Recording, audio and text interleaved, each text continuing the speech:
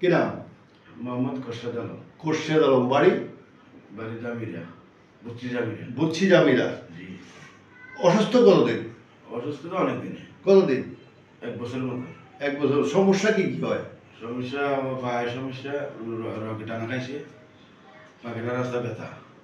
পায়খানার রাস্তা ব্যথা। এটা এদিকে কাজ করতে গেলে এটা আটকে যায়। এটা আটকে বলতে ভাঙ্গে আসি। বুঝছি। আবার এদিকে কাজ করতে গেলে ওই দিকে ভাঙ্গে আসি, এদিকে আটকে যায়, ভাঙ্গে আসি যায়। অপরদিকে এইসব সিটি স্ক্যান এমআরআই আমরা অনেক দেখাইছি জীবনে, বহুত দেখাইছি। বলছে এই রিপোর্টে বলছে পিএলআইডি, সার্ভাইকাল পিএলআইডি এবং লাম্বার পিএলআইডি। ডাক্তার সাহেব উনি ওইখানে দেখানোর পরে বলছে এরা L4.3 থেকে L5 পর্যন্ত খারাপ। S1টা বলে নাই দুর্ভাগ্যবশত, এবং বলছে C4 থেকে C7 খারাপ। লিপস, এটা ডিস্ক প্রলেপস, ডিস্ক সরে গেছে, রগে চাপ দিছে। এই সমস্ত কথাবার্তা আমরা প্রতিদিনই শুনি, প্রতিদিন দেখি। তো এই দেখার মধ্যে দিয়ে আমরা রোগীদের চিকিৎসা দিই। চিকিৎসা করতে যাই এমআরআই রিপোর্টটা আজকে আর দেখাইলাম না, সিটি স্ক্যানটা আজকে দেখাইলাম না, বন্ধ রাখলাম। একটু এখানে আসেন। এখানে? হ্যাঁ, শোন।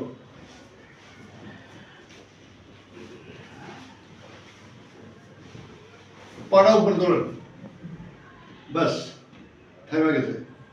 হ্যাঁ, ওটা উপর ধরুন, এখানে থেমে গেছে, এখানে এটা অসুস্থ হয় না। আচ্ছা, অপর দিকে ওনার হিপ জয়েন্ট, এটা একেবারেই ঘুরে না, একেবারে খারাপ, 3+। এটা 2+, না এটাও 3+, একেবারে 3+।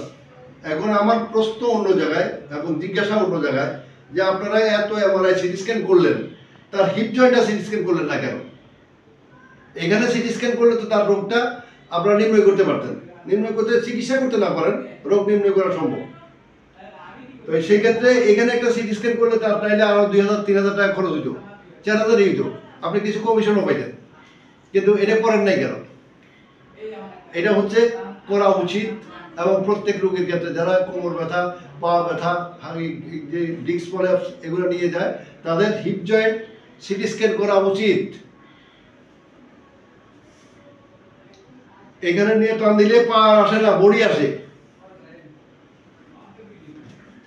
এখানে ধরে ধাক্কা দিলে বডি যায়, পা যায় না। এই হলো ওনার সমস্যা। আমরা একটু পরে ওনার চিকিৎসা শুরু করব।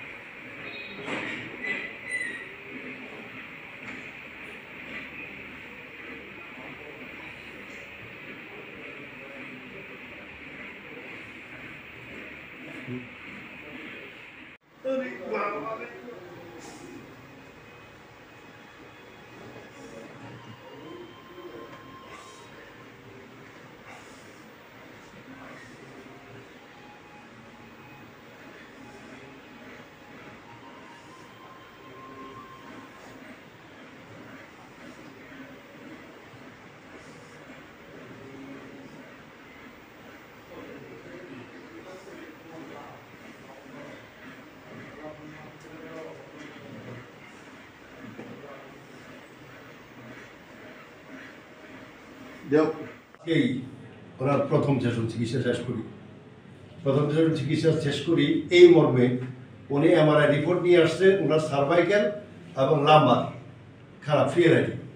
কিন্তু বাস্তবিক অর্থে আমরা যখন ফিজিক্যাল ট্রিটমেন্ট করতে জন্য প্রিপারেশন নিই এবং ফিজিক্যাল টেস্ট করি, তখন দেখা যায় ওনার হিপ জয়েন্টটা 2+ হয়ে গেছে, এটা ওইটা 1+ হয়ে গেছে।